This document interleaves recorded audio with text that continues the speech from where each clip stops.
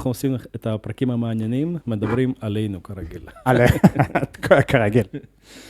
על אמזון טיפה? על העסק שלך, מה שאתה עשית עם אמזון?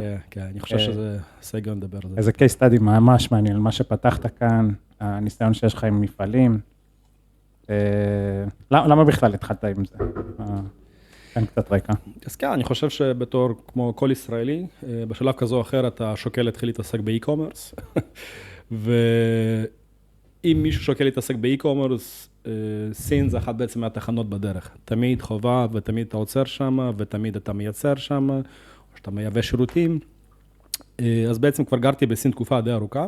הייתי בעצם מועסק בחברה אחרת, אבל אז באמת הייתה הזדמנות של אמזון, והיה בעצם באז די גדול בארץ, ספציפית על מודל עסקי שנקרא private label. כן, ש-private label, מותג מדבקה, שאתה בעצם מייצר ברנד משל עצמך, אתה הולך ומייצר את המוצרים או שקונה את המוצרים, ואתה בעצם ממתג את המוצרים שאלה מוצרים שלך, אוקיי?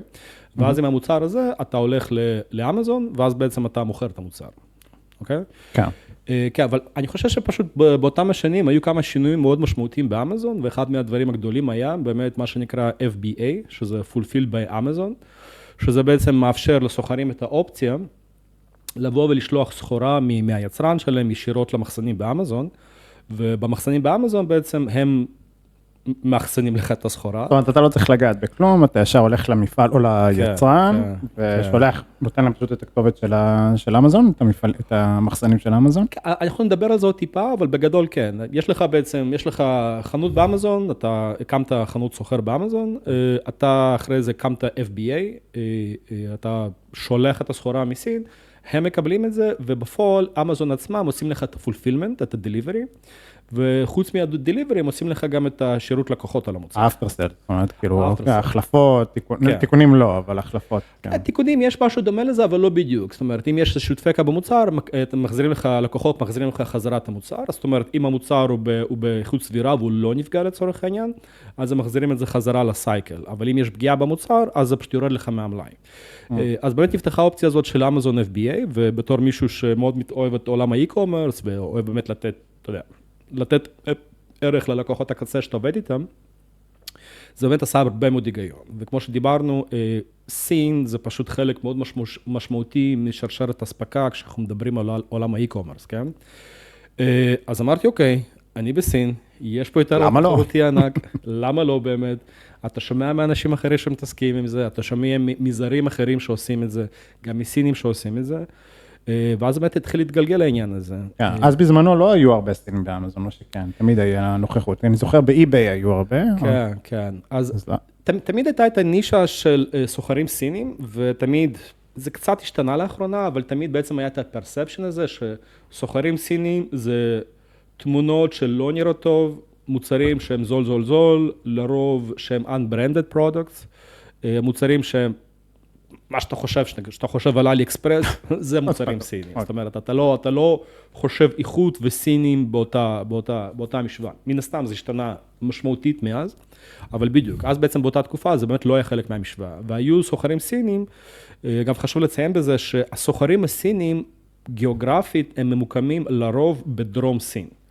יש שם אקוסיסטם ענק באזור גואנג'ו, שנג'ן, שהייתי אומר, אולי אני מגזים טיפה, אבל 80% פלוס מהסוחרים הסינים ממוקמים שם בעצם. זאת אומרת, זה בגלל שגם המפעלים קיימים שם, אתה חושב שהסוחרים זה המפעלים גם? אני חושב שיש שם שילוב של 3 אלמנטים. האלמנט הראשון, שבאמת אנחנו מכירים את הסינים הדרומיים, הם יותר כזה הסל and בסל, הם אוהבים לסחור.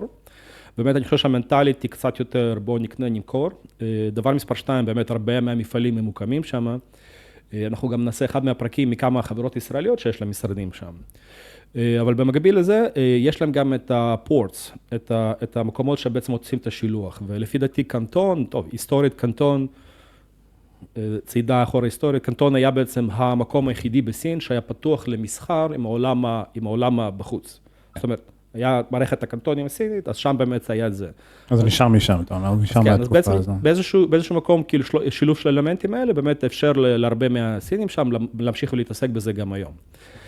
חוזרים חזרה לסיפור, אז באמת קצת התעמקתי בעניין, קצת למדתי את העולם של private label ואמזון, באמת היה לי רקע קודם ממסחר באי-ביי, ובעצם בפלטפורמות אחרות ובאצי, אבל העולם של אמזון זה באמת עולם ומלואו, ואז בעצם אתה חושב, אוקיי, כרגע בוא נתחיל לחשוב כאיש עסקים, אוקיי, אני כרגע בסין, אני לומד על אמזון, ויש לך הבנה טובה של הלקוחות או לקוחות הקצה שאתה רוצה למכור עליהם, אוקיי? אמריקאים בגדול. אמריקאים, אנחנו מדברים על השוק האמריקאי, בגדול כי השוק האמריקאי כנראה by far השוק הכי גדול, טוב, חוץ מסין, אנחנו נדבר על סין כשוק אולי בפרק אחר, אבל האמריקאים כשוק זה בעולם המערבי השוק הכי גדול, ואז קצת נכנסתי לזה, קצת התחלתי להבין, ואז אתה מתחיל להיכנס ליתרונות שלך של סין, אם אתה מתעסק באי-קומרס, כן?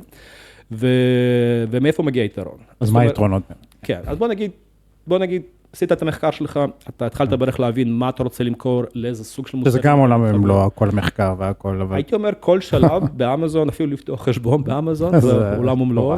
כן, זאת אומרת, אבל בוא נגיד, עברת את הדברים האלה, אתה עשית את המחקר, חקר שוק, הבנת מה עושה לך היגיון למכור, ואתה אומר, אוקיי, אני רוצה למכור כיסאות, לא משנה, כן? אז אתה עובר בעצם, אתה משנה הילוך, ואז אתה נכנס לעולם של הסורסינג, אוקיי? עכשיו, בעולם של הסורסינג, בסין, נכון להיום זה עדיין המפעל של העולם, אתה בעצם מתחיל לחפש את המקומות, את המפעלים שיתנו לך את המענה לצורך שיש לך, אוקיי? אתה עשית איזושהי רשימת ספקים של מה שחשוב לך וללקוחות שלך, אתה התמקדת, נגיד, בדברים של, נגיד, איכות, מחיר, לא יודע, מודולריות לצורך העניין, אבל אתה הבנת מה חשוב לך במוצר. ואז בעצם בגלל שאתה בסין, וזה נגיד לפי דעתי אחד ההבדלים הכי גדולים למי שפה ומי שלא פה, אתה מן סתם יוצר קשר עם המפעלים, ויש לך את הפלטפורמות היותר בסיסיות, מה שאנשים מכירים כמו עליבאבא, שזה בסדר, אבל אנחנו צריכים להיות גם כנים לגבי עליבאבא, שבערך 80% מהפלטפורמה הם סוחרים. זאת אומרת, אתה לא מדבר ישירות. אתה לא מדבר ישירות עם המפעל, אלא מישהו ביניים שעושה לך את הקונקשן, את החיבור. שאגב, זה לא בהכרח רע, אבל במיוחד אם יש לך סוכן שהוא טוב, ואתה סומך על הסוכן הזה, שזה לא בהכרח רע, אבל בסופו של דבר, אם אתה רוצה באמת לעשות capitalize על היתרון העסקי שלך, השהייה שלך פה, אז אתה באמת מתחיל למצוא את המפעלים עצמם, כי יש לך בעצם את הפלטפורמות של 1688, שזה פלטפורמה כמו עליבאבא, זה בעצם מקבוצת עליבאבא, פלטפורמה קצת יותר פנימית. ואז בעצם, אם אתה מתחיל להתמקד בזה יותר ויותר ויותר, אתה מתחיל להבין שגם בסין, באזורים גיאוגרפיים כאלה או אחרים, יש יתרון למפעלים מסוגים שונים. כי בעצם הממשל המרכזי, נגיד הממשל שיושב בבייג'ין, הם מצידם נותנים למחוזות מסוימים יתרונות מסוימים, כמו נגיד אולי גישה לקווי הספקה של חומרי גלם. על אינדסטרים. זאת אומרת, אם אני רוצה טקסטיל, אז באזורים מסוימים. ואם אני רוצה מכוניות חשמליות, זה אזור מסוים. בדיוק. מכוניות חשמליות זה עולם טיפה שונה, כי באמת פשוט כמות הוונדורים או כמות הספליירים שיש לך היא מאוד גדולה. אבל נגיד טקסטיל היסטורית התבסס תמיד בג'יאנגסו, מחוז מאוד צפונית מאיתנו, כי שם באמת היה הרבה אנשים שהיה להם רקע לעולם הטקסטיל, ומשום מה זה התחזק בצורה הזאת. אגב, גם שוק שמאלות הקלה הכי גדול נמצא בג'יאנגסו, מאוד ממליץ, זה פשוט זול, בכלום כסף אתה יכול להשיג שם דברים מדהימים. ואפשר להשיג דברים מצוינים שם, באמת, כי זה באמת המקור. אם אגב, אתה רוצה נגיד לתפור חליפה, אתה הולך לחייט בשנגחאי, החייט מודד אותך, שולח את ההזמנה לג'יאנגסו, יום למחרת, יומיים למחרת, החליפה מוכנה לך. אז רגע, ברמה הפרטית, האישית יותר, זאת אומרת, מה אתה בחרת לבנות? זאת אומרת, אחרי שעשית את המחקר, אתה החלטת ללכת על?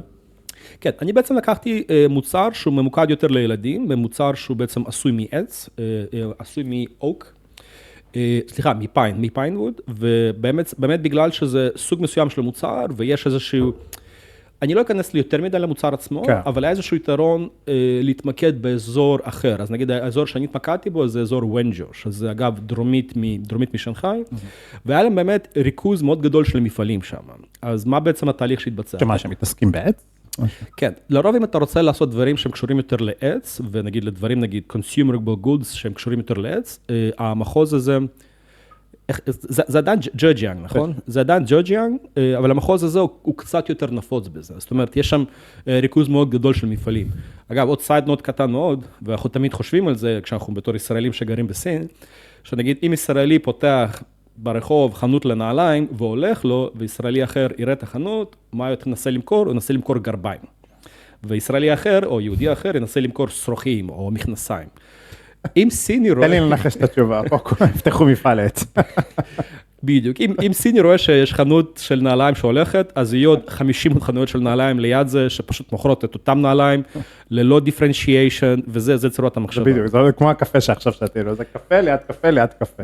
בדיוק. וזה גם, זה לא, אני חושב שהקונספט של ה-competitive advantage, של ה-value add, של ה-differentiation, הם פשוט מנטלית לא אוהבים את הסיכון של לנסות משהו אחר. אומרים, אוקיי, אז עבדה פה חנות נעליים. אז בוא ננסה משהו שעבד. בוא ננסה חנות נעליים עם אותם הנעליים, עם אותם המידות, עם אותם הצבעים, עם אותם החומרים. זאת אומרת, זו צורת החשיבה.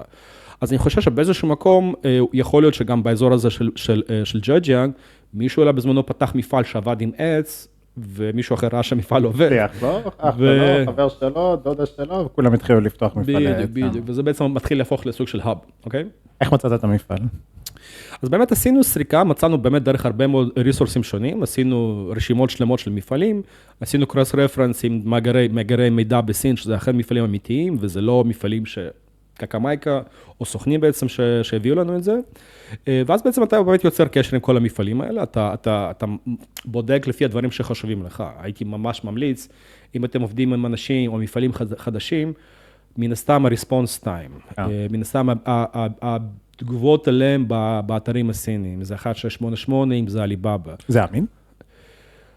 זה אמין עד מידה מסוימת, כי אנחנו יודעים שבסין הרבה מאוד מהביקורות נרכשות. כן, הרבה ביקורות, קונים ביקורות, האח שלך נותן ביקורת. אבל זה אמין ברובו, זאת אומרת, כאילו אפשר להסתמך על זה, לקבל תמונה.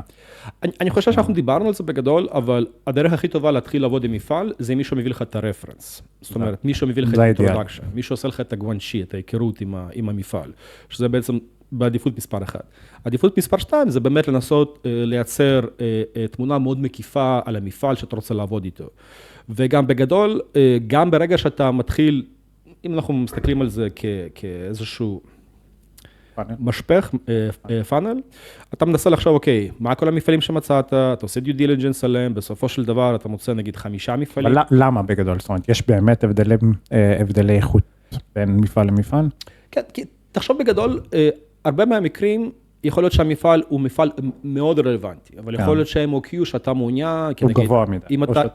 אם אתה סוחר מתחיל, קשה להאמין שאתה תתחיל עם MOQ גבוה מ1,000 יחידות לצורך העניין, כן?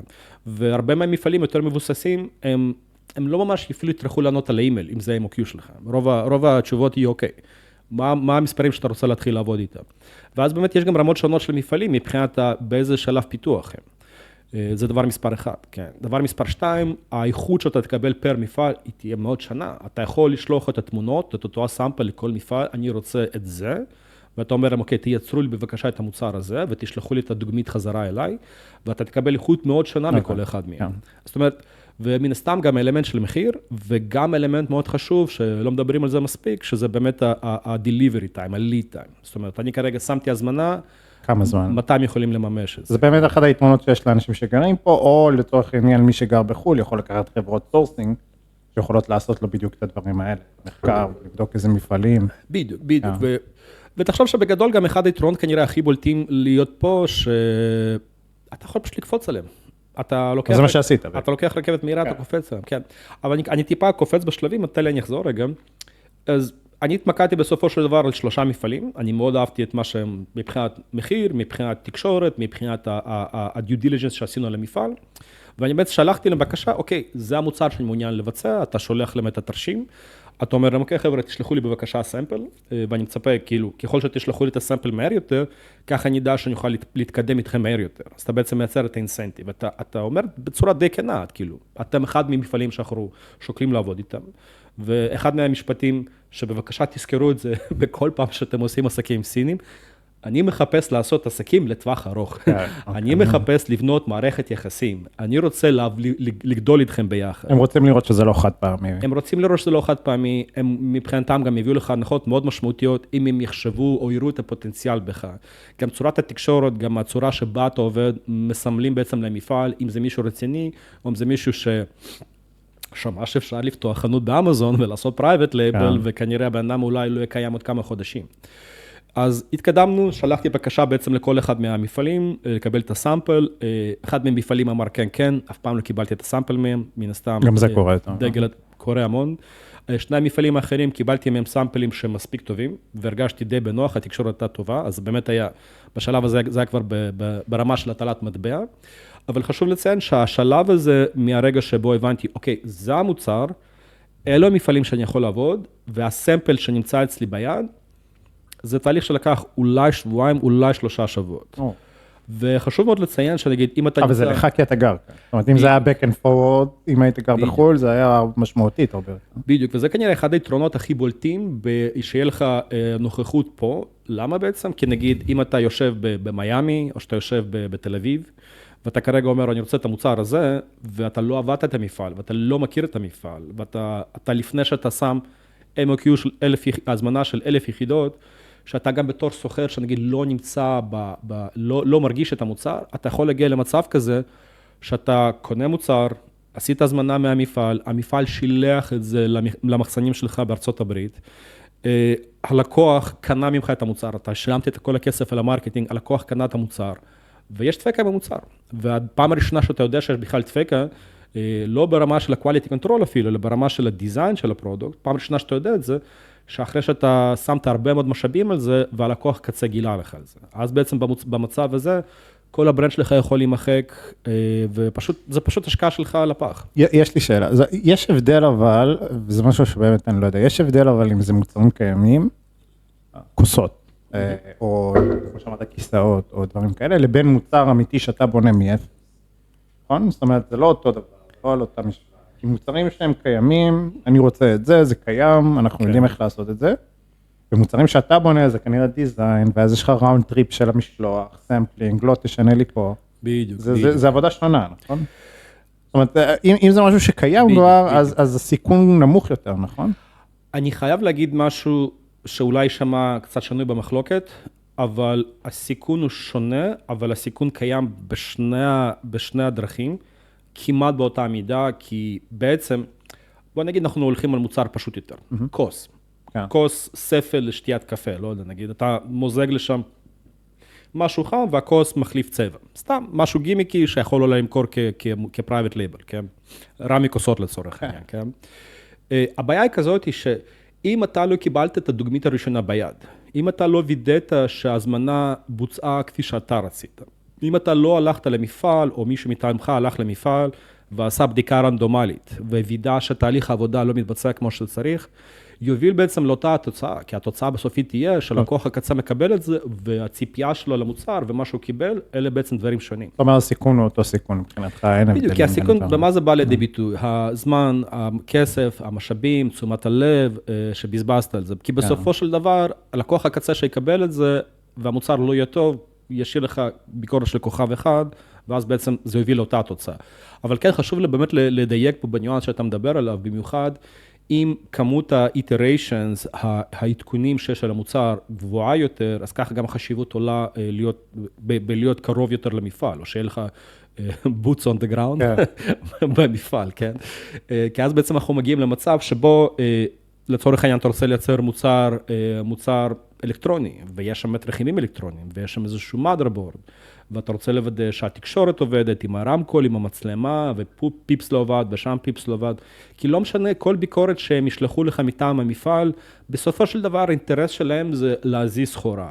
האינטרס הסיני שהמוצר good enough, להזיז אותו מחוץ למפעל, לקבל את ההזמנה הבאה, כי זה בעצם, כי ככה הם עושים לך את הבילינג. ופה באמת נכנס אחד היתרונות הבולטים, שאתה נמצא בסין, אתה מבקש מהמפעל סמפל, תוך יומיים הסמפל אצלך. אתה מבקש ממנו סמפל נוסף, עוד יומיים הסמפל אצלך. ואז ברגע שאתה שם הזמנה, אתה גם, המפעל תופס ממך בצורה יותר רצינית, ברגע שאתה מביא לו כתובת סינית, מספר טלפון סיני, והם יודעים שמזמינים אסף, או חואללה, או קווידי, וזה מתקבל ישירות אצלך בבית, או מישהו שמייצג אותך, וזה מאוד רלוונטי. ואז בעצם, סליחה שאני כותב, ואז באמת התהליך מהרגע שבו אתה מקבל החלטה, אני רוצה לייצר את המוצר, ועד הרגע שהמוצר מיוצר ברמה גבוהה, הוא פשוט מתקזז חודשים שלמים, כי כל פעם שאתה עושה נגלה לארץ, פר כיוון רק המשלוח, זה אולי שבוע נגיד, אם זה משלוח מהיר, וזה לוקח הרבה מאוד זמן. למה, אני יודע שבסוף החלטת כן לנסוע לשם, למה בסוף לא עשית את זה מרחוק? מרחוק שאני אומר, אתה נמצא בשנחאי, המפעל נמצא בוונג'ו, ואתה שולח סמפלינג, אומר לו בסדר, לא בסדר, למה בסוף קיבלת את ההחלטה לנסוע לשם ולהיות פעם מפעל עצמו? אני חושב שבאמת שני סיבות, כן? סיבה מספר אחת, שזה הפעם הראשונה שאני בכלל אי פעם השקתי מוצר באמזון, אוקיי? והסיבה השנייה, זה הפעם הראשונה שהתחלתי לעבוד עם המפעל הזה. וכשאתה לוקח את הסיכון שמשולב בשני אלמנטים האלה, ואתה אומר, אוקיי, אני כרגע שם פה הרבה מאוד משאבים על זה, איך אני לפחות יכול למזער את הסיכון פה? והמסקנה היחידה הייתה, אני נוסע למפעל. אתה רוצה לראות את זה בעיניים. אני רוצה להרגיש את המוצר. כי גם בגלל שהמוצר היה מיועד לילדים, היה מאוד חשוב לי לוודא שמה שאני מוכר ללקוחות שלי, משהו שאני מאמין בו, משהו שאני יודע שזה פשוט בציפייה שאני הייתי רוצה לקבל, או שהילדים שלי היו יכולים לשחק עם אותו המוצר באותה רמת הבטיחות. זה מאוד קריטי לי. אז אתה אומר כאילו בכמה רמות, מי שנמצא, גם כשאתה נמצא פה, עדיין יש את הרמה של זה לא מספיק טוב להיות בסין, אתה ממש רוצה ללכת למפעל, אבל מדובר במוצר שאתה יצרת מאפס, נכון? זה לא מדובר על... זאת אומרת, ברוב המקרים באמזון אתה לא תיקח מוצר שלא היה קיים, אתה תיקח מוצר שהיה קיים ואתה תעשה לו איזשהו איטריישן מסוים בהתאם לצרכים שאתה גילית בשוק, לפי הביקורות, ואתה אומר אוקיי, זה קיים, אני רוצה לשפר את זה ולייצר מוצר טוב יותר. אנחנו לא מוכרים את אותו הנעל, בדוגמה הקודמת אנחנו מוכרים נעל משופרת עם סוליה טובה יותר, כי נגיד הלקוחות התלוננו על זה, אז זה מה שאתה תרצה לייצר. המפעל זורם על זה. כן, והמפעל אתה מביא למפעל את הספק, אתה אומר לו בדיוק מה אתה צריך, הם אומרים לך אפשרי, לא אפשרי, מה השוני במחיר והכל בסדר. ומן הסתם גם לפני שאתה נותן את ההוראה לייצר, אתה מקבל את הסמפל, אתה מרוצה מהסמפל, אתה מציף איזשהם בעיות אולי שיש בסמפל עצמו, התקשורת צריכה להיות טובה עם המפעל. חשוב גם מאוד להבין שהרבה מאוד פעמים שאתה עובד עם ספקים מקומיים פה, עם מפעלים מקומיים, רמת האנגלית שלהם היא פשוט לא מספיק טובה. והרבה, אנחנו מכירים את זה טוב מאוד, שהרבה בין השורות פשוט הולך לאיבוד. זאת אומרת, ברוב המקרים, צורת התקשורת שלך, המפעלים, הלו, אני צריך את זה, 1, 2, 3. זה בעיקר בצ'אט, נכון? לא בוויס קול, זה כאילו בעיקר... זה בעיקר מחשב, אבל הרבה מהפעמים יש לך צורך לתקשר איזשהו תסכול מסוים, כי אתה גם יזם בעצמך, אתה חשוב לך לדבר עם מישהו. ואם הצד השני לא יכול לתקשר איתך בצורה מספיק טובה, או שאתה לא יכול לתקשר את הצרכים שלך, זה רק מעלה את התסכול. זה פשוט מעלה את התסכול. ותחשוב שזה זמן שהשקעת, משאבים שהשקעת, אתה חושב גם על הסיכון שיש בדרך, ואתה אומר, אוקיי, זה פשוט חייב להיות מושלם. אז באיזשהו מקום זה פשוט היה no brainer, פשוט שכרתי רכב, נסיעה של 6 שעות למפעל, שכרתי שם מלון, ואני מאוד שמח שעשיתי את זה. אני מאוד שמח שעשיתי את זה. חשכו עיניך, לא? מה היה אחרי? אני לא יודע אם אי פעם ביקרתם במפעלים בסין, וכמו שאמרנו, בסין יש רמות של מפעלים. זאת אומרת, יש מפעלים שבאמת מגיעים לפוקסקון, כן? יש טסלה, פוקסקון. יש טסלה, יש פוקסקון, ויש את המפעלים ויש את המפעלים שאתה עובד איתם. אז כן, אז לקרוא לזה מפעל קצת סטרץ', זה בעצם, זה הרגיש, פשוט המבנה עצמו הרגיש, זה באמת עיירה נידחת באמצע שום מקום, לא קרובה לשום טיר 1 סירי, שום טיר 2 סירי, שום דבר כזה. עיירה, אתה מגיע לשם, וזה מרגיש כמו אזור תעשייה, כמו בערי פיתוח בארץ, שהמבנה פשוט אף פעם לא הושלם. זאת אומרת, יש גג, אבל המדרגות, זה לא שם, כאילו, זה פשוט בטון חשוף. בדיוק, אתה מגיע לשם, ויש לך חדרונים קטנים שם בלי דלתות, ואנשים פשוט ממש עובדים שם על מוצרי עץ, ומשייפים אותם, ואתה כזה, אוקיי. It is what it is. It is what it is. אבל כן, לא שזו הבעיה. הבעיה שאם אין לך שליטה על המוצר הסופי, זאת הבעיה. עשו את זה ידנית, לא היה להם מכשירים. לא, היו להם מכשירים מסתם, אבל בגלל אופי המוצר, שזה אמור להגיע לילדים, החשוב היה לי מאוד שכל מוצר ישויף בצורה מסויפת.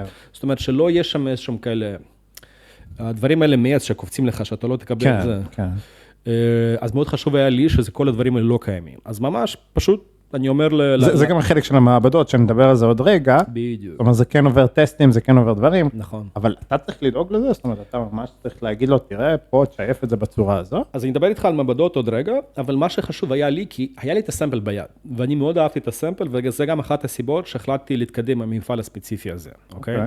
ואני פשוט אומר, אוקיי, איפה המשלוח שלי? מראים לי איפה המשלוח שלי. אני, כמו ישראלי טוב, פשוט שולף אריזה מאמצע המשלוח, פותח אותה מול העיניים שלהם, ואני פשוט רואה שהאיכות של הסמפל היא פה, והאיכות של המוצר שאנחנו אמורים לשלוח היא פה. ואז אתה באמת מתחיל להבין שהסמפל שאתה מקבל ביד, ישבו עליו אנשים ווידאו שזה היה המוצר הכי טוב שיש לך ביד, אבל ברגע שהם הולכים על סקופ, על סקייל, סליחה, אז אולי הם לא מביאים את אותה רמה של attention לדיטלס, לירידה לפרטים הקטנים, כמו שהיית מקבל בסמפל שלך. זה משהו שאני לא מבין. זה לא כתוב בחוזה מסוים, או... זאת אומרת, הסמפל צריך להיות רפליקה 100% למוצר הסופי. הרי זה התפקיד הסמפל. אני יודע שדברים כאילו זה בתיאוריה, אבל בפועל אתה אומר שזה לא? אני אגיד את זה בצורה הזאת. אנחנו גם צריכים להבין מה מבנה העלויות של מפעל, זאת אומרת, מה ה-revenue שלהם ומה ה-cost שלהם, אוקיי? אז הם באיזשהו מקום, וזה קורה המון פעמים לצערי, שאתה מקבל מוצרים, אבל נגיד להביא את המוצר לרמה שאתה מקבל את המוצר, הם צריכים להשקיע יותר תשומות בזה. אז יכול להיות שנגיד מוצאים לך משלוח, יכול להיות שהיחידות הראשונות, 20-30 יחידות הראשונות, סליחה, 20-30%, מבוצעים ברמה הכי גבוהה.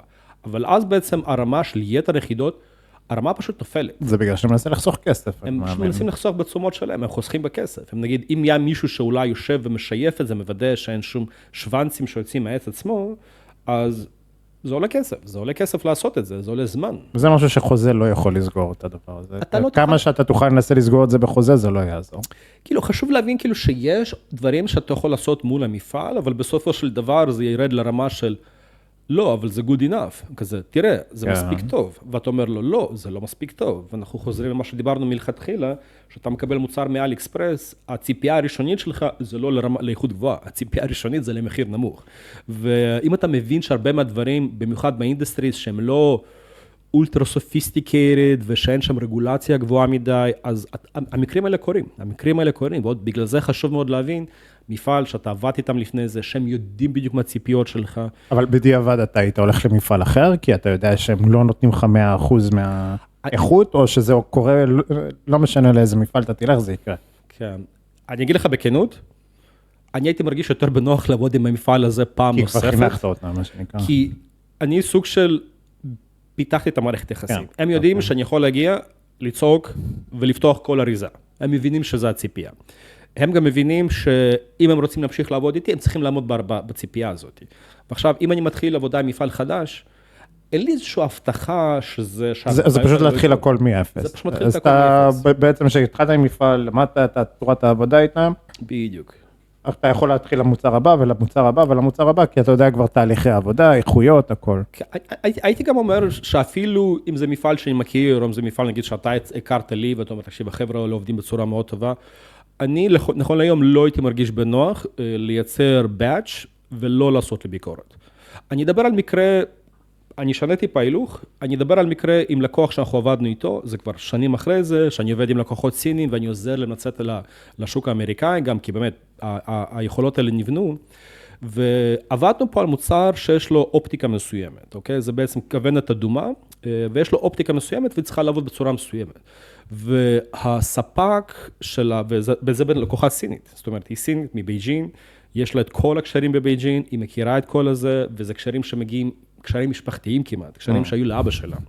והיא עבדה עם ספק שעבד עם אבא שלה, והספק בסופו של דבר ייצר לה גם MOQ, באץ' ראשון, ואמרתי ללקוחה, אמרתי, תקשיבי, לפני שאנחנו משלחים את זה לארצות הברית, בואי אני אעשה לזה טסטינג, לפני שאנחנו שמים את הסחורה על מכולה, לפני שגם משלם את כל התשלום לספק, בואי אני אעשה לזה טסטינג, באמת חלק מהטסטינג הזה, אנחנו פשוט לקחנו כמה כוונות נורא אדומה, Red Dot Sites, לקחתי את זה לארץ, שכרנו מטווח, שכרנו חצי יום שלם במטווח, הבאתי כמה חבר'ה, קנינו הרבה מאוד כדורים, ופשוט התחלנו לראות צרורות. מה קרה? אנחנו לא שחררנו את המוצר לשוק בסופו של דבר. התפרק ביד? היה מקרה שאחד מהכוונות התפרקה כמעט מהאקדח. כוונת אחרת לא החזיקה אפס, מה שנקרא. זאת אומרת, ברגע שאתה זה, והכוונת זזה טיפה לא החזיקה אפס. ובאמת, כאילו, הפידבק שקיבלנו גם מהחבר'ה, מדריכי ירי בארץ, הפידבק היה שאלה כוונות שהם לא היו מוכנים להשתמש, או לתת לחיילים שלהם להשתמש, או לפקודים שלהם. זאת אומרת, יש בעיות quality control, ואתה צריך להבין בצורה מספיק טובה את המוצר שאתה רוצה למכור, ולהבין באמת איפה הפייל פוינט של המוצר, ובאמת לעשות את הבדיקה בעצמך. רגע, אז שנייה, מה המשמעות, בעיקר ליזמים קטנים, לעשות את הבדיקה בעצמך, לעומת לשלוח חברת סורסינג או QC, שבן אדם ילך בשמך, פשוט יכלת לעשות את זה על אותו דבר, פשוט לשלוח QC, בן אדם שילך למפעל במקומך, אתה חושב שזה מספיק טוב? אוקיי, אז... לך יש את היתרון כי אתה גר כאן, אבל בן אדם שלא גר כאן. אני אחלק את זה, כן? בואו נדבר על מושג כזה שנקרא סוחרי איו. אני ואתה יודעים מה זה, אני לא בטוח שהצופים יודעים. סוחרי איו באירופה, בהרבה מהמקרים, זה איו, זה עיר שנמצאת לא רחוק משנגחאי, זה עיר ענקית. אם מישהו אי פעם מגיע לסין ורוצה לקנות סחורה זולה, כנראה שאיבו זה יהיה המקום. אני לא אומר שבהכרח האיכות לא גבוהה שם, אבל אתה מקבל כנראה את המחירים הכי נמוכים שיש. וגם בהתאם למחירים, אתה לא מצפה שהאיכות תהיה טופ נוטש, אוקיי? אז ברגע שאתה סוחר מהסוג הזה, ואתה באמת קונה פה את הסחורה הזאת, אתה מבין שיהיה לך שהסחורה לא תהיה מושלמת. אתה מבין שהדברים שלא יעבדו פיקס. אבל מצד שני גם חשוב להבין מה הפלטפורמה שאתה מוכר. ואם נגיד אתה מוכר בפלטפורמה כמו אמזון, ששם באמת ואתה מוכר בצורה של private labeling, אז בעצם בפלטפורמה הזאת זה מאוד קריטי שהמוצר או ההבטחה שאתה מביא ללקוחות שלך, וההבטחה אני אומר, נקודת המחיר שבה אתה מוכר את המוצר. ההבטחה זה ה-promises, זה ה-description של המוצר שלך, ה-A+ content של המוצר שלך. זה מאוד חשוב שזה איתם את הציפיות שלהם. ואם אתה לא פוגע בציפיות שלהם, אז אתה בעצם תקבל דירוגים שליליים על המוצר שלך. אז בעצם, אם אתה במיוחד בתור יזם מתחיל, ואתה מקבל כמה ביקורות של כוכב אחד, אישית המלצה שלי, לעשות סקרפ לברנד הזה, לעשות סקרפ למוצר הזה, כי המוצר סבירות מאוד נמוכה שהיו הרבה מאוד ביקורות שליליות, שאתה תהפוך את הקערה בשלב מתקדם יותר. אז לפי דעתי, אם אתה סוחר מהסוג הזה, שמעוניין למכור מוצר בפרייס פוינט קצת יותר רציני, ואתה הולך לא על ווליום ולא קוסט, אלא אתה הולך יותר על קואליטי, אז הייתי מאוד ממליץ, בהמשך לשאלה שלך, להכיר את המוצר שלך בצורה טובה. לדעת על מה לקוחות מתלוננים, לעשות באמת את האנליסיס של הביקורות, לנסות להבין מה באמת הפייל פוינטס, איפה זה יכול להידפק, אולי מוצרים מתחרים, איפה הם קיבלו דירוגים שליליים, באמת להתחיל להבין איפה זה קרה. כי נגיד במקרה של הכוונת האדומה, אנחנו ידענו שהרבה מהחברות הסיניות האחרות שמוכרות בארצות הברית, מקבלות הרבה מאוד דירוגים שליליים ספציפית, not holding zero. וזה היה מאוד קריטי, זה גם אחד הדברים שהתמקדנו בהם כשבדקנו את המוצר.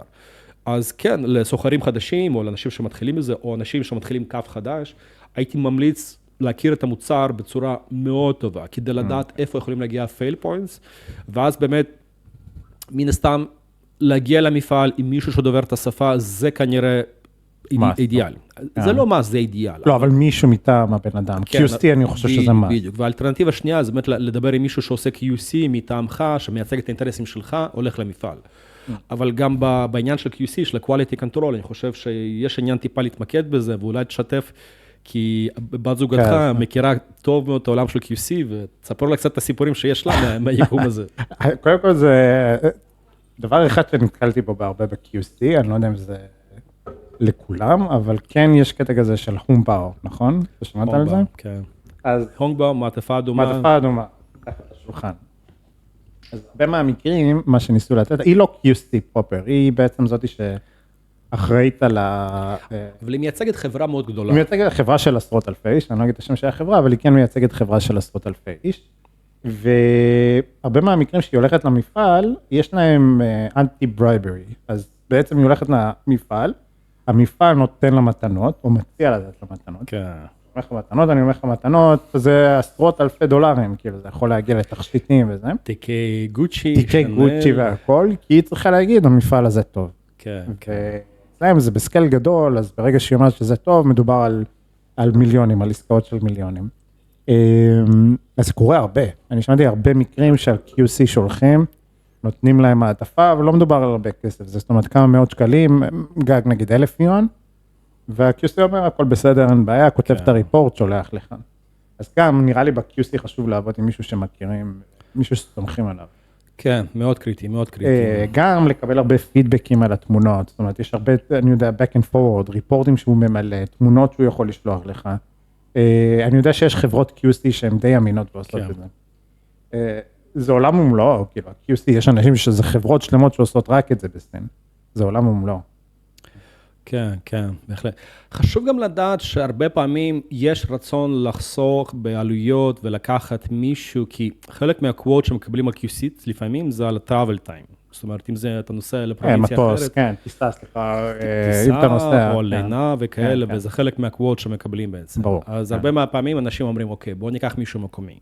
אבל תבינו גם שביקום הזה, מישהו שעושה QC ויש... יש הרבה מפעלים באזור, יש סיכוי לא קטן שהם מכירים גם את המפעלים. יש סיכוי לא קטן שהם עבדו בעבר, ויש סיכוי לא קטן שיש להם כבר את הגואנשי שלהם. זאת אומרת, הם לא בהכרח ירצו גם להרוס את היחסים. אז כאילו, ברגע שאתם, עוד פעם, להכיר את המוצר ולמצוא מישהו שעושה לכם QC, אם אתם לא פה, לוודא שזה מתבצע בצורה טובה. אז כן, אז היית שם, היית במפעל, נסעת עליהם, נראה כמו הצרות שלי, בסופו של דבר, אבל עבדת איתם, שייפת את המוצר? כן, אז הצורה בעצם שזה יתנהל, זה מטורף, אני עדיין זוכר את זה. אני פשוט זוכר שאני מקבל, אני פותח את האריזה, ואני מבין שמזל שאני פה, ומזל שאני פותח את זה עכשיו. מזל שלא שלחת. ומזל שעוד לא הבאתי להם את התשלום הסופי על כל המוצרים. כי אם הייתי מביא את התשלום, אומרים לי, אוקיי, זה המצב. It is what it is. כן, לך תעשה דיספיוט עכשיו. וזה גם חשוב אגב איך מבצעים את התשלום, כי הרבה מהפלטפורמות, אם זה 1688, אליבאבא, אז יש להם חשבונות אסקרו, אז אפשר לפתוח דיספיוטס מול הספק ולהגיד, אוקיי, יש פה בעיה עם השירות, אז וכאילו, הנה הסמפל, הנה מה שהובטח, והנה המוצר הסופי, אתה יכול לראות את הדברים, ואז באמת אליבאבא יכול להפעיל הרבה מאוד לחץ על הספק, וטוב, אליבאבא, או בעצם קבוצת אליבאבא, אלה מאלה שמשלמים ליצרן, אז חשוב להם לספק את הליבאבא, אז כן חשוב לעבוד עם איזשהו מידיאטור. אז כן, אז השורה התחתונה הייתה של חבר'ה, תקשיבו, אם אתם לא עושים עכשיו כמו שצריך, עד שבוע הבא, אני פשוט מבטל את התשלום, העסקה מבוטלת, ופשוט אמרתי במקום, אני מתאם ציפיות שהשבוע הבא אנחנו פותחים כל אריזה ואריזה. למען האמת, לא הגעתי שבוע הבא.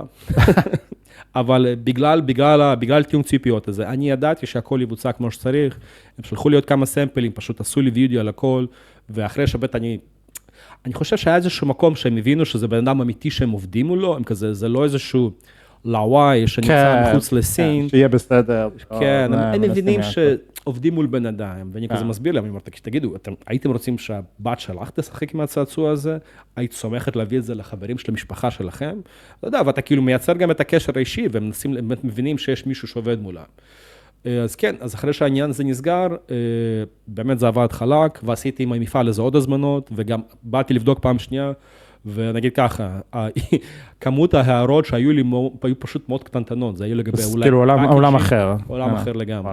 אז הזמנה שנייה והלאה, עולם אחר לגמרי, זה פשוט עשה היגיון להמשיך לעבוד איתם. והם סגרו לך את הכל, אני יודע שזה היה מפעל עץ, אבל הם סגרו לך את הפקג'ינג, את העלונים. אז כן, זה מאוד חשוב להבין איך זה עובד כל הדבר הזה, כי זה לא שמפעל אחד עושה לך את כל הדברים, כי נגיד, המוצר שלי הבנוי בצורה כזאת, שהייתי צריך את החלק המרכזי שהם ייצרו לי אותו, אבל הייתי צריך לייבא עוד חלק אחר ממפעל אחר, שישלחו את זה אליהם.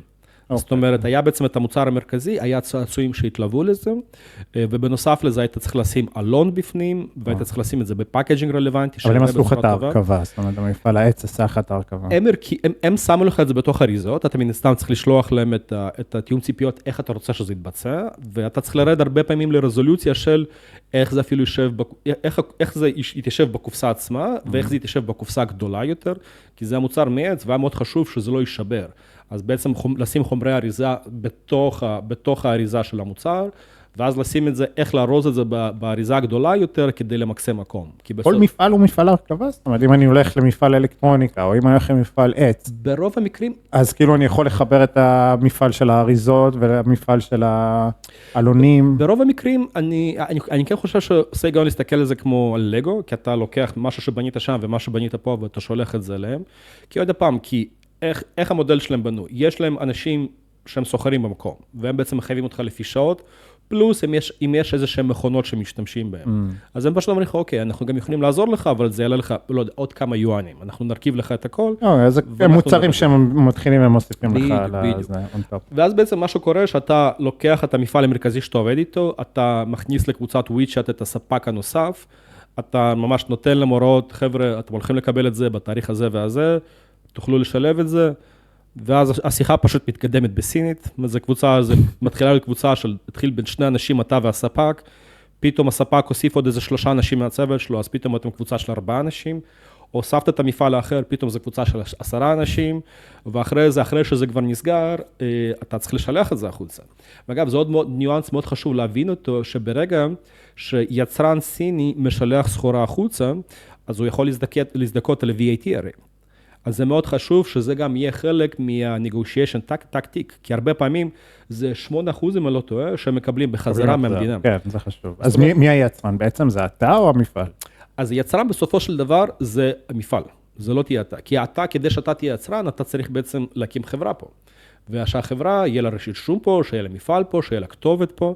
אז אם אתה לא מקים חברה בסין, שאין לך סיבה להקים חברה בסין, אם אתה לא מייצר פה, אז אתה בעצם, אתה יותר בגדול היבואן, או שאתה בעצם האג'נט שקונה את זה. זאת אומרת, אם אין לך אנטיטי בסין, אתה לא יכול להיות נחשב כיצואן של הדבר הזה. כן, לפי דעתי אתה לא יכול להיות יצואן של זה. תיאורטית, אם היה לך פה חברה, והיית משלם להם ביואנים, זאת אומרת, היית עושה עסקה מקומית, אתה היית יכול לעשות את השיפינג החוצה ולהזדכות? זו נקודה מעניינת, כי כדי לעשות את זה, אנחנו אולי נכסה את זה בפרק הבא, אתה א', צריך שיהיה לך חברה, צריך שבסקופ של החברה שלך, הדברים האלה יהיו רשומים, כי כל פעם שאתה פותח חברה בסין, אתה צריך את הסקופ מוגדר, אחרי זה אתה צריך שיהיה לך רישיון ייצוא, אתה צריך רישיון ספציפי לייצוא, ואני לא בטוח, אבל יכול להיות שאתה גם צריך רישיון ייצור. אנחנו כנראה נתמקד בזה קצת יותר, אבל אני כן ב-90% ודאי שאתה צריך רישיון ייצוא.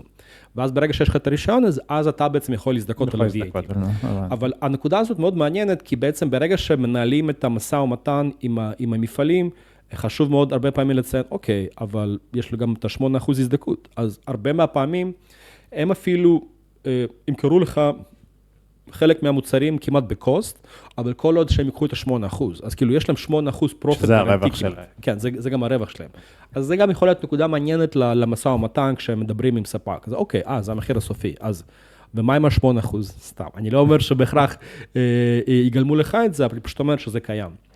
ואז בעצם החלק האחרון, שבאמת שקשור לסין יותר, זה למצוא את השליח. אתה למצוא את האג'נט שיתעסק לך עם המשלוח. כי עוד פעם, חשוב מאוד להבין, כי באמזון הם עובדים בצורה מסוימת. אתה צריך לדעת, ברגע שאתה ממלא עם אמזון, אתה צריך למלא תעודת משלוח ספציפית. הם אומרים לך לאיזה פורט אתה צריך לשלוח את הסחורה, כי יש להם כמה פורטים שבעצם קולטים סחורה, כן? כי מה שדיברנו בהתחלה על FBA, יש להם מחסני FBA מובססים בהרבה מאוד מהסטייטס, והרבה פעמים, נגיד, אתה נגיד, לא יודע, נגיד, סלר חדש, ויש לך 1,000 יחידות, אז אתה לא ישלחו את כל היחידות ל-LA. אולי חלק מסוים יגיע לפורט אחר. יכול להיות אולי שהכל יתקבל בפורט מסוים, אבל יהיה שילוח פנימי בתוך ארצות הברית לפורט אחר. אתה לא דואג לזה, או שאתה כן צריך... זה לא שאתה לא דואג לזה, אתה ממלא את תעודת משלוח באמזון, והם אומרים לך איך לעשות את זה, כי אתה צריך לשלם להם על זה מראש. ואז בעצם ברגע שיש לך תעודת משלוח, ואתה מקבל את ה-FNSQ, אז בעצם עם הנתונים האלה, אז אתה כבר יכול ללכת לאג'נט המקומי, והאג'נט המקומי בעצם יכול לעזור לך עם השילוח. חשוב מאוד לעבוד עם אג'נטים שמבינים עניין. הרבה מאוד אנשים חושבים, שילוח, DHL, לא. ממש לא. רגע, זה אג'נט אחר, זאת אומרת, זה מישהו שאתה צריך למצוא, נכון? זה לא מישהו שהמפעל מוצא? המפעל ימליץ לך על אג'נט. נכון, אני יודע, מכיר את זה, הם ממליצים לך על אג'נטים. אתה יכול או לא יכול להחליט אם אתה רוצה לעבוד אותו או לא. ועכשיו יש הבדלים משמעותיים, מחיר, איכויות. יש הבדלים, ואני אגיד במה ההבדלים באים לידי ביטוי. כל כך הרבה רמות. אז הרמה מספר 1 צריך להבין מה מותר, מה אסור לשלח. יש דברים, נגיד, לצורך העניין סוללות. אתה צריך להוציא אישורים מיוחדים לשלח סוללות. דבר מספר 2, אם זה חומרים מסוכנים. אתה צריך לדעת שהשילוח, אפשרי לבצע את השילוח הזה. לצורך העניין, עם הכוונות האדומות שדיברנו עליו, רוב האג'נטים לא היו מוכנים להתעסק עם זה. נשק? זה לא נחשב כנשק, כי בארצות הברית זה עדיין בעולם של ה-recreational. זאת אומרת, אבל זה יכול להתאפס על ידי המכס, או שהאג'נט לוקח סיכון מוגבר, אז יכול להיות שלא רוצה לעבוד איתך. אז חשוב לעבוד עם אג'נטים שיודעים לעבוד בעולם שלך. אז לצורך העניין, אם זה אמזון וזה FBA, אז יש אייג'נטים שמבינים עניין, שיודעים איך אמזון עובד, שהם מאוד competitive על פרייס, שכל הצוות שלהם מדבר אנגלית יותר טובה משלך אפילו. זה חלק מהאקוסיסטם פה, זה כאילו כבר הכל קיים. בוא, לא המצאת כאן כלום. אתה לא תמציא את הגלגל. אתה רוצה לעבוד באמזון, יש מישהו שידאג לך להכל. כן, בוא נגיד ככה, אם אתה רוצה לפתוח חברה, לא שילוח. זה כבר קיים פה, וה-cost advantage שלהם הוא פשוט מטורף. כן, זה חלק מהאקוסיסטם של סין, כאילו כשאנחנו אומרים שסין, אתה יודע, היא המפעל של העולם, זה לא סתם, זאת אומרת, כל הדברים האלה כבר מוכנים, יש אייג'נטים שעובדים עם אמזון, יש לך אייג'נטים, כל דבר ודבר שאתה תרצה, זה כבר קיים. כן, ועכשיו נגיד מבחינת, עכשיו אנחנו מדברים על הצד של היזם, כי יכול להיות שיש מוצרים שהם מאוד עונתיים. אז יכול להיות שיהיה לך עניין לשלוח מוצרים דרך האוויר, ולא בהכרח דרך הים, כי דרך האוויר משמעותית יותר יקר, אבל עוד הפעם, אם זה מוצר שהוא לא כבד מדי, ויש חשיבות למהירות שבה הוא יגיע למחסנים בארצות הברית, או אתה רוצה לעשות ריפלניש לסטוק, כי אתה לא רוצה להגיע למצב שהסטוק שלך יורד לאפס, ואז אתה פוגעים לך בדירוג אורגני בליסטינגים שלך. אז אתה אולי תשקול לעשות חלק מהשילוח האווירי, והחלק המשמעותי דרך הים, ואז לעשות אופטימיזציה לקוסט. משמעותית יותר יקר, אבל. זה משמעותית יותר יקר, אבל הרבה מהפעמים, זה יקר בגלל המשקל של זה, בגלל הגודל של זה. אבל עוד פעם, אם זה מוצרים כמו לצורך העניין, כוונות אדומות או דברים כאלה, זה יכול לעשות לך היגיון. כי תלוי איזה מרג'נים אתה עובד, ואז אם זה עושה לך היגיון לחלק מה... בדיוק, אז זאת אומרת, זה הכל תלוי מקרה, וגם תלוי מקרה בצד של המרקט, אז זה מאוד חשוב להבין מה המקרה שלך. אם יש לך אייג'נט שמבין עניין, אז באמת אפשר למצוא נוסחה שתעשה היגיון, וזה באמת אחד... הם גם מציפים לך את כל הדברים האלה, זאת אומרת, הם יכולים גם... ברוב המקרים, הם יגידו לך איך למלא את התפסים באמזון בצורה אידיאלית, כדי לעשות לך אופטימיזציה למחיר. כי הם יכולים להגיד לך, אוקיי, אז פה אל תבחר את הסוג המכולה הזאת, או את המשטח הזה, תבחר את זה, ואנחנו, הם אולי אפילו יכולים לעזור לך לעשות ריפאקג'ינג מסוים. אתה מבין? כי אתה בסופו של דבר, אתה צריך לשים גם את הלייבלים. אתה צריך לשים לייבלים מאוד ספציפיים, כדי שזה ברגע שזה מגיע למחסנים של אמזון, זאת אומרת, ברגע שאתה עושה את התעודת משלוח, הם מביאים לך את זה, אבל אתה צריך לדעת לשים את זה על, נגיד לצורך, נגיד משטח, אוקיי? יש לך לייבל שמגיע למשטח עצמו, ולפעמים אתה צריך לחלק את זה לשני משטחים, אוקיי? יש לך לייבל שמגיע למשטח א', למשטח ב', ואז יש לייבלים שהולכים על האריזות עצמם, אוקיי? כי יש לך באריזה אחת, יש לך נגיד 12 המוצרים שלך, ויש לך לייבל שצריך ללכת על מוצר, ועל האריזה, צריך להבין את העניין הזה. מי יסביר לך לגבי זה? האג'נט ידע. הוא ידע להסביר לך הכל. האג'נט ידע בצורה מצוינת. איך אתה מוצא אותם? חוץ מזה שהמפעל יכול להכיר. איפה אתה מצאת אצלך? זה היה מהמפעל? הייתי רוצה להגיד שזה... אוקיי, בגלל האקוסיסטם שבאמת בישראלים קצת מכירים את אמזון ועולם המסחר, אז יש המלצות, אבל אני אישית, המלצות שאני קיבלתי מהקומיוניטי בארץ, לא סיפקו את הצורך שלי. אני ספציפית מצאתי את זה דרך קשרים מקומיים בסין. זאת אומרת, כי עוד הפעם, הרבה מהפעמים זה הולך שהיה אייג'נט שעבד עם ישראלים, וזה תפס, ועכשיו כל הישראלים עובדים עליו. תסמכו והוא עובד על כל הישראלים. תסמכו על צ'ינג, אוקיי? וצ'ינג מבין שיש לו פה נתח שוק. כמה אני מכיר את זה. כן, והוא אפילו אולי שכר מישהו שמדבר קצת עברית, ונותנים את המדברים ישראלית איתם, נגיד ככה, כן? ופתאום המחירים מתחילים לעלות מדי תקופה, כן? או שאתה מדבר עם אייג'נט סיני שמדבר באנגלית ממש טובה, והוא עובד עם כל הסינים, והוא מנסה להיות competitive על פרייס בשביל הסינים. עכשיו, הוא לא עובד רק עם הישראלים, הוא עובד עם אלפי סינים, ויש להם קבוצה רצינית. אז הוא עושה הרבה יותר היגיון לעבוד איתו, כי יש לך גם cost advantage, ויש לו גם את הניסיון שהוא בנה, בגלל שהוא עובד עם כל כך הרבה יותר מקרים. אז הוא יכול להגיד לך מראש, תקשיב, כרגע זו לא תקופה טובה לתעריפים, בואו לא נשים את זה באיזה מחסן ביניים, בואו נשים את זה באיזה 3PM. יש משהו שמעניין אותי, איך שאתה אורז את זה, כן? יש לזה משמעות גם מבחינת המחיר המשלוח, נכון? כי אם החבילה היא גדולה יותר, אני יודע גם ב-FBA, אם אתה מאחסן את המוצר, בדיוק. הוא משלם על נפח, נכון? יש שם שקלול של שני דברים, אוקיי? שקלול מספר 1 זה המשקל, אוקיי? זה כאילו זה, ושקלול מספר 2 זה צורת האריזה. זאת אומרת, אם זה מוצר שהוא ארוך, אבל הוא לא כבד, אתה יכול לשלם על זה יותר. זאת אומרת, יש נוסחה ממש... יש נוסחה לגודל, נפח, משקל, כל הדברים האלה. אז כן חשוב, כאילו גם... מאוד חשוב. אריזה מינימלית, או איך זה... הייתי אומר כנסו לאתר של אמזון, כי זה משתנה מדי פעם. יכול להיות שגם ברגע שאתם תראו את הפרק הזה, אולי איזשהו שינוי בצל אמזון, איך שהם משקללים את זה. אבל לא רק, אני מדבר גם על המשלוח עצמו, הקונטיינר עצמו שאתה משלם עליו, זה גם קריטי, נכון? איך אתה אורז את הדברים. מן הסתם חשוב שזה תארוז את זה בצורה אופטימלית, אבל יש חשיבות לאריזה עצמה, יש חשיבות לאיך אתה אורז את זה, והרבה מהפעמים, עוד הפעם, כנראה היצרן, המפעל לא יגיד לך את זה, אבל האג'נט במקרים האלה הוא אחד החברים הכי טובים שלך. תביא לי את האריזה, אריזה פנימית, אריזה חיצונית, איך זה נראה, אפשר לשנות את זה, כי הוא יגיד לך, תראה, אם אנחנו יכולים לצמצם את זה ב2 סנטימטר, לצורך העניין את האורך או את העובי, אז אנחנו נוכל לחסוך, כאילו, נגיד ב10% מהמחיר. ואז הוא יכול להגיד לך, או שעוד הפעם, האג'נט יהיה גם בקבוצת וויצ'אט של המפעל, ושל זה שעושה לך אסמבלי, והוא ינסה אפילו לתקשר על זה בשבילם. כי עוד הפעם, כי האג'נט מנסה להציף לך. איך הוא אומר, אז רגע, אז יש לו אינסנטיב להגיד לך לעזור לך בקטע הזה? יש לו אינסנטיב להוריד לו מחיר? יש לו אינסנטיב מאוד מאוד ברור לעזור לך. למה? הוא לא מקבל אחוז מהמחיר? אג'נט, תחשוב שעל זה בצורה הבאה, שיש לו אסטים מסוימים. ברוב המקרים, האג'נט לא מחזיק בספינות ולא מחזיק במכולות, אבל הוא יודע לעשות לזה אופטימיזציה. והוא גם יודע שאם הוא עזר לאריה כרגע לעשות את האופטימיזציה למחיר הכי טוב, אז אריה גם ימליץ את האג'נט הזה לאנשים אחרים שהוא מכיר שמתעסקים בעולם הזה. אז זאת אומרת, אג'נטים חכמים עובדים בצורה הזאת. ואנחנו, הרבה פעמים אתם תשמעו אותנו, שאנחנו קצת מבקרים אולי את האנשים המקומיים, שהם לרוב חושבים קצת בתוך הקופסה. הייתי אומר שהאג'נטים שיצא לי לעבוד איתם, ממש חשבו מעבר לקופסה, והציפו המון ערך בצורה טובה יותר לשלח את זה, כי הוא פשוט, זה כמו מדרגות מס לצורך העניין. לפעמים אתה תקבל את האקסטרה 1,000 שקל במשכורת, אבל אתה קופץ מדרגת מס, ואתה בנטו אתה מקבל פחות. אז האג'נט ידע לתת לך את ההצעה הזאת, והרבה פעמים, גם אם הוא לא יהיה פרואקטיבי, תשאל אותו, מה לפי דעתך הצורה הטובה יותר לארוז? דברו איתם, האג'נטים, אז אתה יכול ממש לעשות אופטימיזציה על המשלוח, רק דרך הפאקג'ינג וזה, ואז אתה אומר בצד השני של אמזון, גם שם יש אופטימיזציה שחייב לשקול אותה. כן, בצד של אמזון, זה ברגע שאתה ממלא את תעודת משלוח, כי ברגע שאתה מילאת את תעודת משלוח, זה פשוט כאילו הזמנה קיימת, הם מחכים לקבל ממך סחורה. כן, אבל אתה צריך לשלם על האחסון, נכון? אז גם גודל, כובד וכל זה, זה גם נקרא. בדיוק, זה כאילו קצת שונה, כי שם זה, א' זה האחסון, ודבר שני שזה קצת יותר קריטי, זה השילוח, כי ה-last mile delivery, אחד הדברים הכי יקרים באמזון. האריזה הכי קטנטנה, שאתה שולח מזה, $6, $7. זה כאילו, קחו בחשבון, שהרבה מהמקרים שאפשר להזמין, נגיד עם e-packets מסין, משלוח, נגיד למי שעושה דרופ שיפינג או private traffic, אתה עושה עם e-packet, אתה יכול $2-3 לשים את זה בבית של הבן אדם. בארצות הברית, בנבדה, איפה שזה לא יהיה. אבל אם אתה עושה FBA, אז העלויות שלך פשוט יותר יקרות.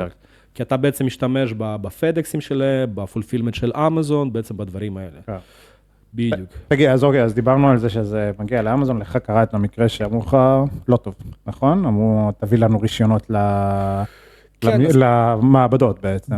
בדיוק. אז אגב, אמרנו שנזכיר את זה, תודה שהזכרת את זה. איך זה עובד בעצם?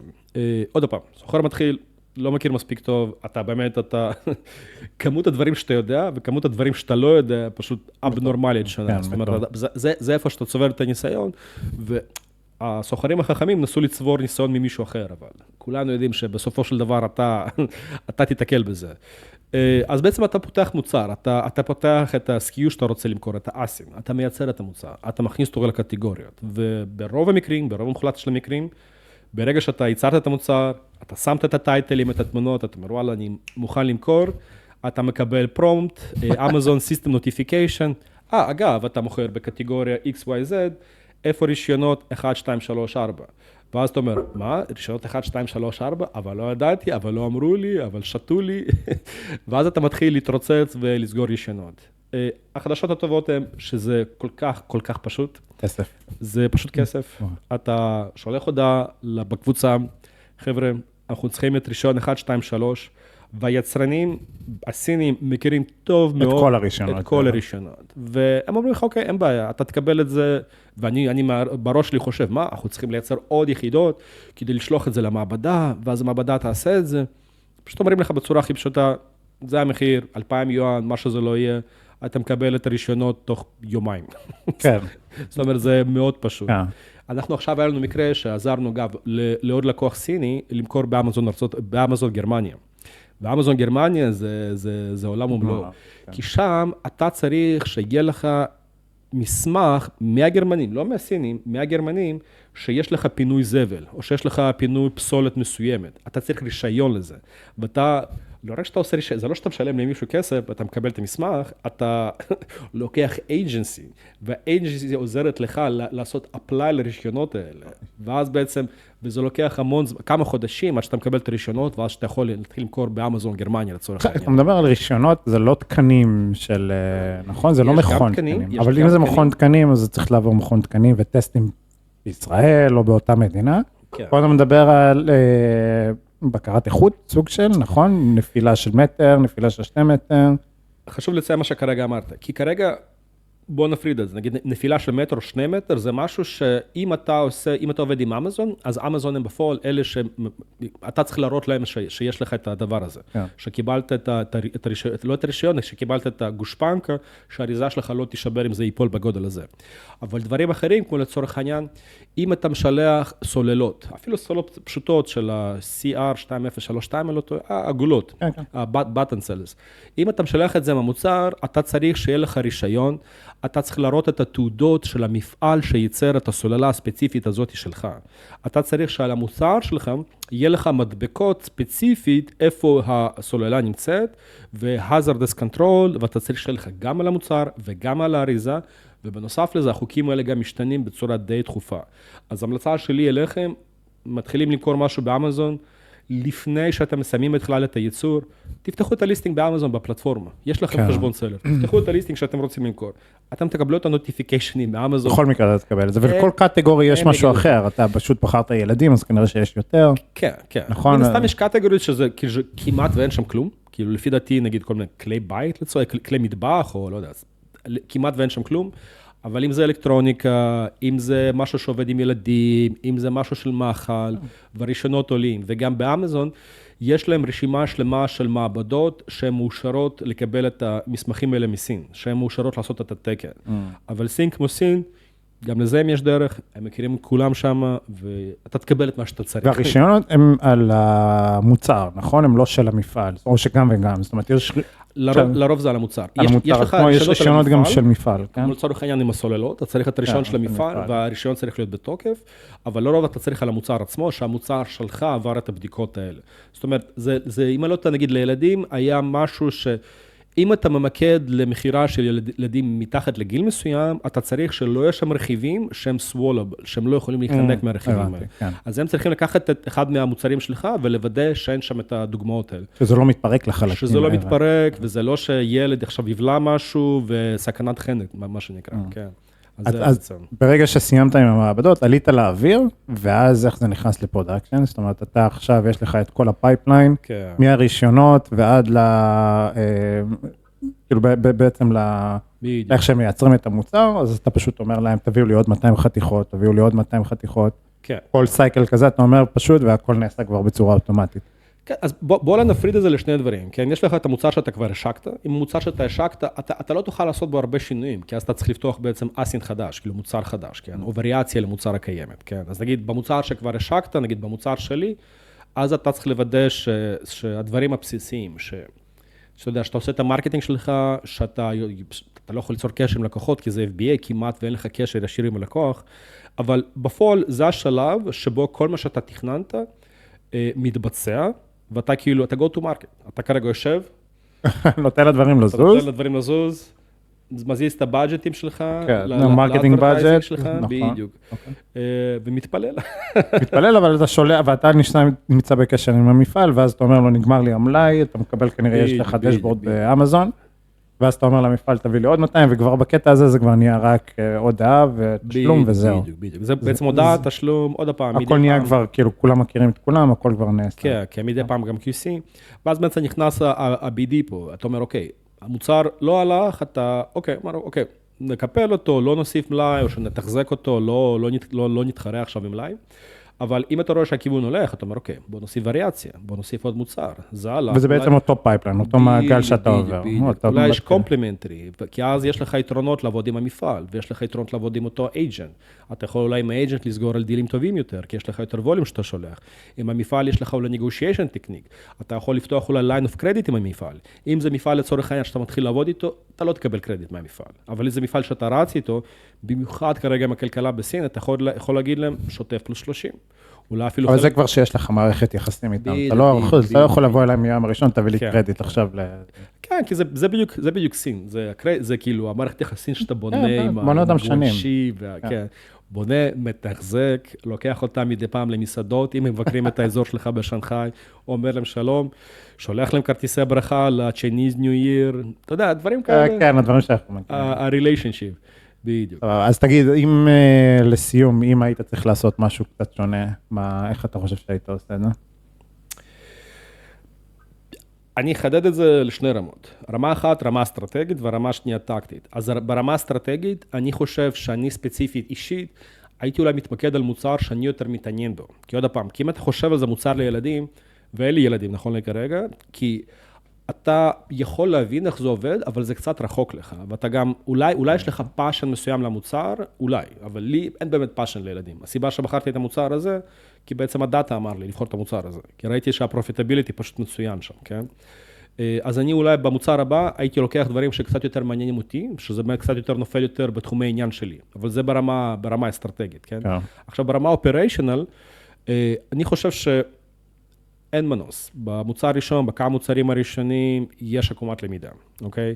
אני מקווה שהערך שלנו והסיפורים ואנשים שעשו את זה ו-case study שאנשים עושים, יקנו לכם בעצם את הכלים, פשוט לעבור את עקומת למידה מהר יותר, כן? אבל תהיה עקומת. תהיה עקומת למידה. אבל כן, חשוב לעשות את ה-due diligence, קודם כל על המוצר הנכון, דבר שני, למצוא את המפעל הנכון. דבר שלישי, לוודא שמה שאתם מקבלים מהמפעל ומה שהציפייה שלכם זה אותם הציפייה. ואני כן חושב שלהשקיע פה עוד כמה שקלים, לשלוח מישהו מטעמכם, אתם תגיעו למפעל, עושה המון היגיון, כי זה בעצם, זה פשוט מקצר את הדרך משמעותית, כן?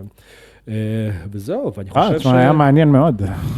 אני למדתי כמה דברים. בהצלחה, אפילו שאני חוזר על זה ואתה לומד על זה. כן, אני אעשה את זה ואת זה פעם הבאה, כן.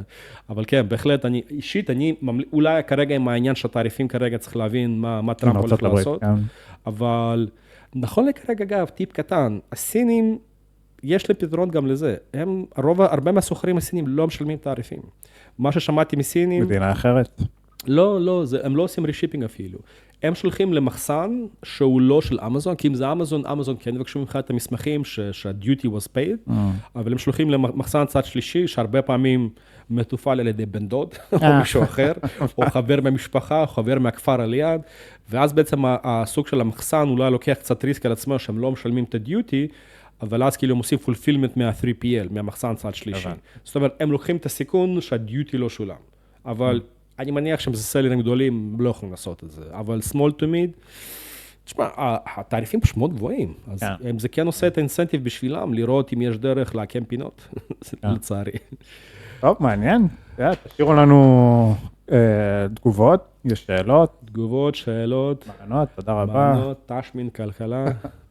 יאללה, ביי. חבר'ה, תודה, מעבר לחומה.